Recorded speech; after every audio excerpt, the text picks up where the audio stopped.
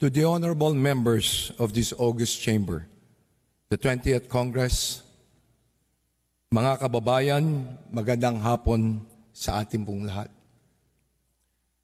Ako po'y lubos na nagpapasalamat sa mga kasama kong mambabatas sa House of Representatives sa paghalal ninyo sa akin bilang speaker. Hindi ko po ito inaasahan. Matapos ang ilang dekadang paninilbihan bilang lingkod bayan mula pa kabataang barangay hanggang gobernador ng Isabela, inakala ko na ang susunod na yugto ng aking buhay ay para sa aking pamilya. Ngunit, ibang daan ang inilatag ng ating Panginoon. Dinala niya po ako muli dito sa Kongreso upang mas higit pang palawakin ang aking paglilingkod. Aminado po ako, meron po akong pangamba sa aking dibdib habang iniisip ko ang hamon na katungkulang inaatang sa aking balikat.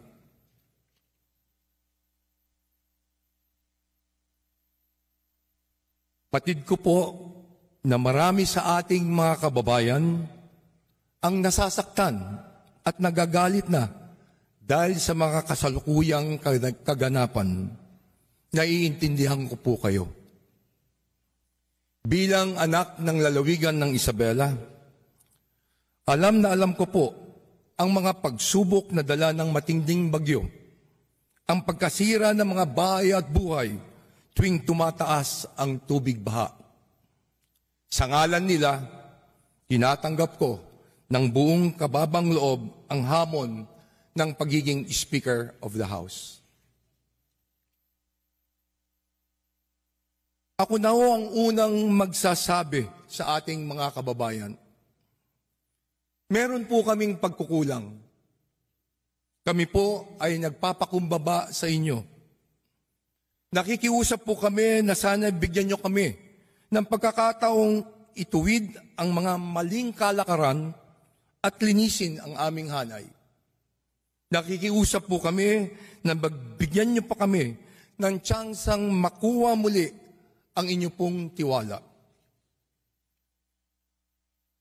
Ako po ay kaisa ng ating mahal na Pangulo sa kanyang layunin na linisin ang pamahalaan upang tayo ay bumangon muli. Under my leadership, this house will change. I will not defend the guilty, and I will not shield the corrupt.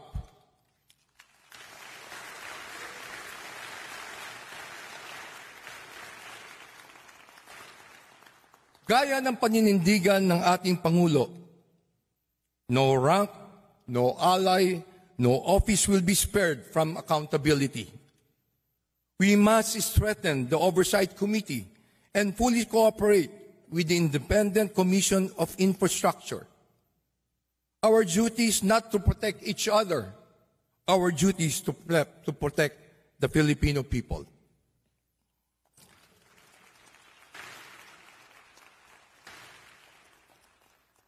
Alam kong maaaring maging puno ito ng panganib. Dahil sa mga maaaring matapakan, sinusugal ko ang aking pangalan na matagal ko pong pinagpaguran. Yayakapin ko ang sakripisyong ito nang maibsan ang mas mabigat na sakripisyong kinakaharap ng ating mga kababayan. Malinaw sa akin na higit matimbang ang aking pananagutang itaguyod ng ating saligang batas at unahin ang kapakanan ng mas nakakarami.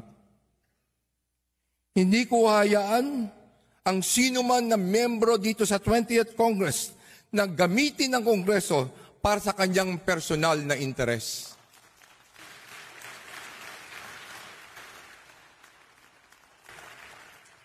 Panahon na nang ituon natin ang ating paningin sa mga pangailangan ng ating mga kababayan.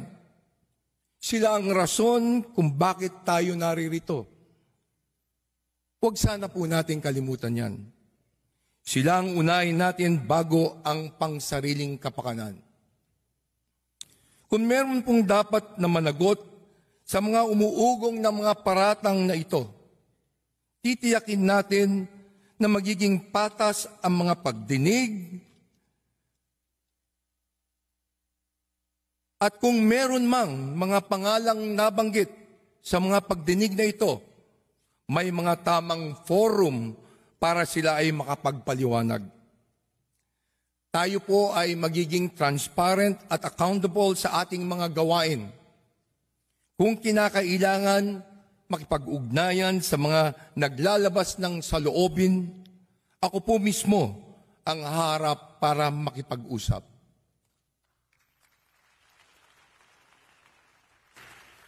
Makikinig po kami sa daing ng ating mga mamamayan. Makikinig po kami sa inyong mga boses. Ito lang ang paraan para lumabas ang pawang katotohanan at dito lang masisimulang matanggal ang agam-agam ng ating mga kababayan.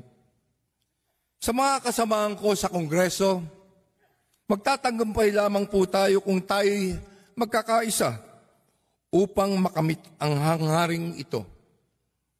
Buo po ang aking paniniwala na mas nakakarami sa ating mga kasamahan ang nangangarap at handang magtrabaho ng tapat para mapabuti ang ating bansa.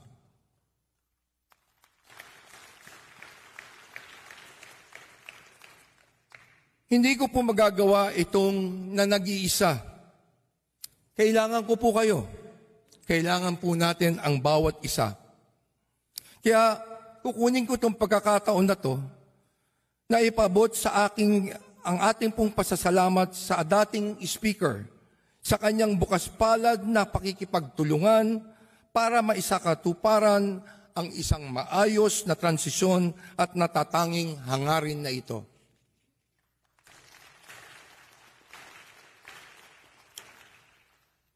Sa tulong ninyo, sisiguraduhin natin na ang bawat sentimo ng paglalaanan ng budget sa bawat departamento ay tutugma sa pangangailangan ng mamamayang Pilipino. Pagtutulungan nating makapagpasa ng isang maayos at malinis na budget na mailalaan lamang tama sa mga programa para sa ating taong bayan. May mga hakbang nang ginawa upang gawing mas bukas ang proseso ng pagpasa ng budget at mas paigtingin pa natin ito.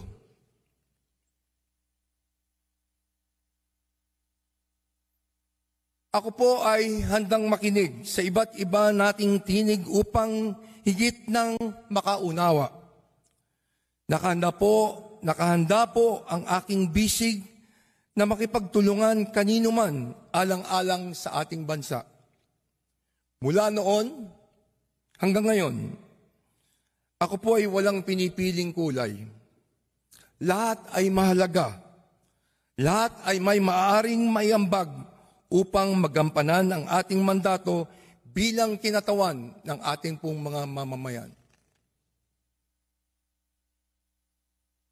Sa ating pong mga kababayan, hinihiling ko po na magpatuloy tayong magmatsyag at magbantay.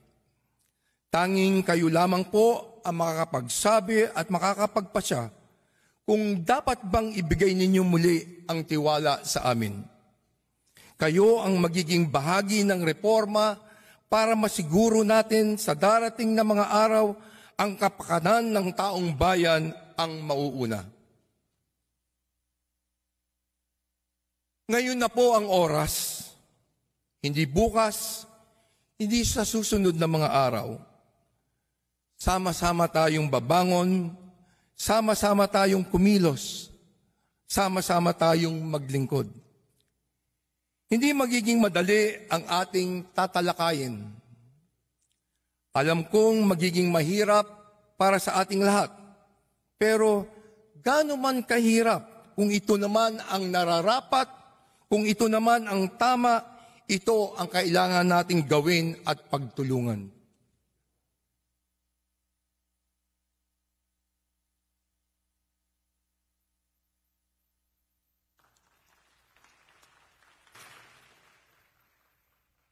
Sa bagong Kongreso, ipaparamdam po natin ang tunay na malasakit. Ipapamalas natin ang tunay na paglilingkod na nakatutok ng buo para sa pag-angat ng buhay ng sambayanang Pilipino. Walang ibang agenda, walang ibang interes.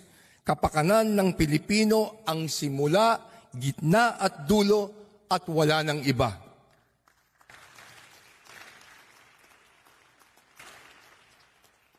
Sa lahat ng ito, hindi tayo hatulan sa ating mga salita, kundi sa ating mga gawa. Hindi tayo husgahan sa ating mga pangako, kundi sa ating pagtupad. Kaya inihakayat ko ang bawat isa na sama-sama nating isulong ang isang bagong Pilipinas na matatag, marangal at nagkakaisa. Muli, maraming salamat sa inyong pagtitiwala. Pagpalain nawa tayo ng puong may kapal.